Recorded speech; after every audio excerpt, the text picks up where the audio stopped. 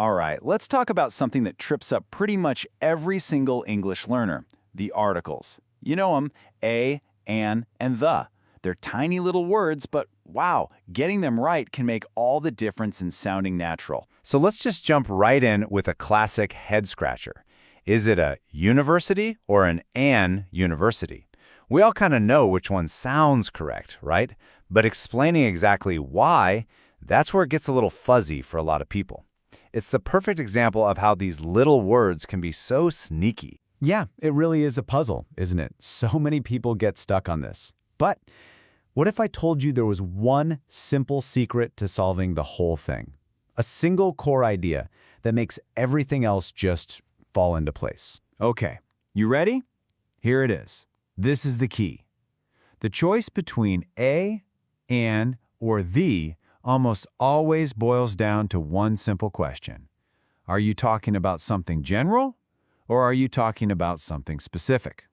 That's it. Think of it like this. On one side, you've got a and an. These are for any old thing, you know, a general thing. Any one will do. But on the other side, you've got the.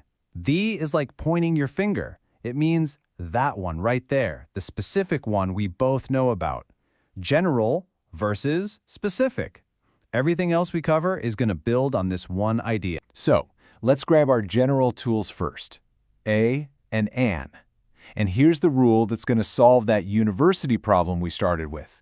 And it's huge. It is all about the sound of the next word, not how you spell it. Okay, so look at university. Yeah, it starts with a U, which is a vowel. But listen to how it sounds. University. That first sound is a Y, which is a consonant sound. So we use a university. Now let's flip it. Take our. Starts with an H, a consonant. But the H is silent. The first sound you actually hear is our, a vowel sound. So we use an hour. The big takeaway here? Trust your ears, not your eyes. So where else do these pop up? Well, notice the pattern. Whether you're introducing a pen for the first time, talking about someone's job as a teacher, or saying you have a cold, in every single one of these cases, you're just talking about one non-specific thing out of many possibilities. It's that general rule in action every time. All right, so we've got our general tools down. Now let's switch gears and pick up our tool for being specific, the word the. The rule here is simple. You use the when there's no confusion, when both you and the person you're talking to know exactly which one you mean. So how does something become specific in a conversation? Well, the most common way is actually the simplest. You've already talked about it. Just watch how this little magic trick works. In the first part, I say, I have a mango. I'm introducing it. It's just one general mango. But the second I ask who wants the mango, boom. We both know exactly which mango I mean, the one I just told you about. It went from general to specific right in front of us. You also use the for things that are just, one of a kind. There's only one sun in our solar system, only one moon going around our planet. They are automatically specific, so it's always the sun and the moon. I like to think of the as a spotlight. It shines on one specific thing to make it stand out. It highlights order, because there can only be the first place. It hits superlatives, because there's only one tallest person. It even points to things like musical instruments when you play them, like playing the guitar, or whole groups of people, like the rich or the poor. Each time, it's singling something out. Okay, so we've covered our general tools, and an, and our specific tool, the. But what about those times when the right answer is nothing? This is what we call the zero article rule. And you're probably thinking, wait a minute. After all that, sometimes the best article is no article at all?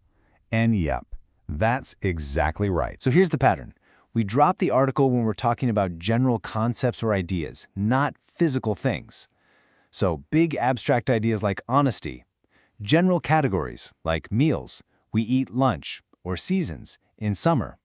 Languages like English. Same for most countries and cities. And here's a big one.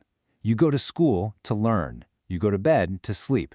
We're talking about the purpose of the place, not the specific building. All right, we are almost there. I've got one final golden rule for you that's going to help you avoid a really common mistake, and it's super simple. One pointer is enough. Okay, so think about it.